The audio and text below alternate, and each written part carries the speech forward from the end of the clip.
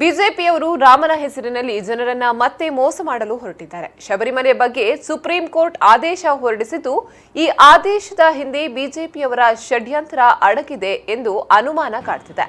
ಶಬರಿಮಲೆ ವಿಚಾರವನ್ನ ಬಿಜೆಪಿಯವರು ರಾಜಕೀಯ ಅಸ್ತ್ರವನ್ನಾಗಿ ಉಪಯೋಗಿಸುತ್ತಿದ್ದಾರೆ. ಬಿಜೆಪಿಯವರಿಗೆ ನಿಜವಾಗಿ ದೇವರ ಮೇಲೆ ಭಕ್ತಿ ಇಲ್ಲ. ಬಿಜೆಪಿಯ ಎಷ್ಟು ಮಂದಿ ಶಬರಿಮಲೆಗೆ ಹೋಗಿದ್ದಾರೆ? ಕಲ್ಲಡ್ಕ ಪ್ರಭಾಕರ್ ಭಟ್ ಇದುವರೆಗೂ ಶಬರಿಮಲೆಗೆ ಹೋಗಿಲ್ಲ ಎಂದು ಮಾಜಿ ಸಚಿವ ರಮಾನಾಥ್ ರೈ ಅವರು ಪ್ರಶ್ನಿಸಿದರು. ಅವರು ಕಾಂಗ್ರೆಸ್ ಪಕ್ಷದ ನೇತೃತ್ವದಲ್ಲಿ ರಾಷ್ಟ್ರೀಯ ಹೆದ್ದಾರಿ ಪೂರ್ಣಗೊಳಿಸಿ ಜನರ ಜೀವನ ಉಳಿಸಿ ಕಾಲ್ನಡಿಗೆ ಜಾಥಾದಲ್ಲಿ ಮಣಿ ಜಂಕ್ಷನ್ ತಲುಪಿ ಏರ್ಪಡಿಸಿದ ಸಭಾ ಕಾರ್ಯಕ್ರಮದಲ್ಲಿ ಮಾತನಾಡಿದರು. ವಿಧಾನ ಪರಿಷತ್ ಸದಸ್ಯ ಐವನ್ ಡಿಸೋಜಾ ಮಾತನಾಡಿ, ಬಿಜೆಪಿಗೆ ಒಡೆದು ಆಳುವ ನೀತಿ ಗೊತ್ತು, ಆದರೆ ಅಭಿವೃದ್ಧಿ ಗೊತ್ತಿಲ್ಲ. ಜಿಲ್ಲೆಯ ರಸ್ತೆ, ನೀರು, ಇತರ ಸೌಲಭ್ಯಕ್ಕೆ ಬಿಜೆಪಿ ಕೊಡುಗೆ ಏನೂ ಇಲ್ಲ ಎಂದು ಹೇಳಿದರು. ಜನರನ್ನ ರಾಮನ ಹೆಸರನ್ನ ಮತ್ತೆ ಮೋಸ ಮಾಡಲಿಕ್ಕೆ ಹೊರಟಿದ್ದಾರೆ. ಮತ್ತೆ ಮೋಸ ಮಾಡಲಿಕ್ಕೆ ಇನ್ನೊಂದು ಅಸ್ತ್ರ ಸಿಕ್ಕಿದೆ. ಸುಪ್ರೀಂ ಕೋರ್ಟ್ ಆದೇಶ ಆಯ್ತು. ಶಬರಿಮಲೆ ಸುಪ್ರೀಂ ಕೋರ್ಟ್ ಆದೇಶ ಇವರು ಮಾಡಿಸಿದ್ದಾರೆ ಅಂತ ಹೇಳಿದ್ರೆ ಹೇಳ್ಬಹುದಾ ಏನೋ ನನಗೆ ಗೊತ್ತಿಲ್ಲ. ಆದರೆ ಇವತ್ತು ಅದನ್ನೇ ರಾಜಕೀಯ ಅಸ್ತ್ರವಾಗಿ ಇಟ್ಕೊಂಡು ಹೋಗ್ತಾ ಇದ್ದಾರೆ.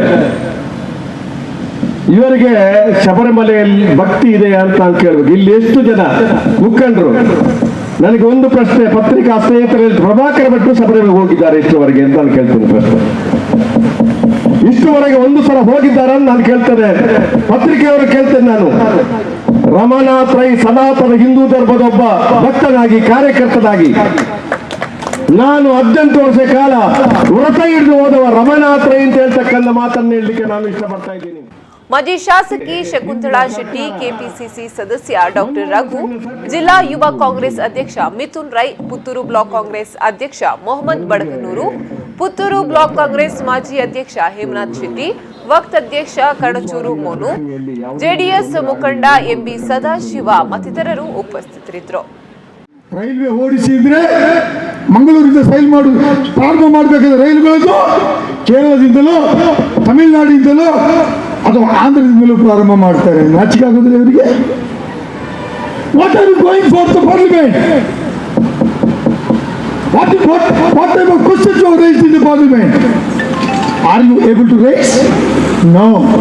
ಕೊನೆ ಒಂದು ಪ್ರಶ್ನೆಗಳನ್ನು ನಿಂತು ಕೇಳದಂತ ಪಾರ್ಲಿಮೆಂಟ್ ಸದಸ್ಯರು ಕುರ್ಚಿ ಮೇಷ ಮಾಡಿ ಕಳಿಸಿದ ನಾವು, ಡೆಲ್ಲಿಗೆ ಹೋಗ್ಲಿಕ್ಕೆ ಜನ ಇಲ್ಲ ಅಂತ ಕಳಿಸಿದ ನಾವು. ಇಲ್ಲಿ ಬಂದ್ರೆ ಬೆಂಕಿ ಕೊಡ್ತೇನೆ, ಪ್ಯಾಂಟ್ ಹರಿತೇನೆ, ಶರ್ಟ್ ಹರಿತೇನೆ. ಅದಕ್ಕಿಂತ ಬೇರಾಗಿ ಏನು ಸಾಧನೆ ಮಾಡಲಿಕ್ಕೆ ಸಾಧ್ಯ ಆಗಲಿಲ್ಲ. ನಾವು ಪಾರ್ಲಿಮೆಂಟ್ ಸದಸ್ಯರಿಂದ ರೋಡ್ ಮಾಡಿ, ತೋಡ್ ಮಾಡಿ, ಅಲ್ಲಿ ಒಳ ರಸ್ತೆ ಮಾಡಿ ಅಂತ ಕೇಳಲಿಲ್ಲ. ನಾವು ಪಾರ್ಲಿಮೆಂಟ್ ಸದಸ್ಯರಿಂದ ನಿರೀಕ್ಷೆ ಮಾಡತಕ್ಕಂಥದ್ದು ಈ ಜಿಲ್ಲೆಗೆ ನಿಮ್ಮ ಕೊಡುಗೆ ಏನು?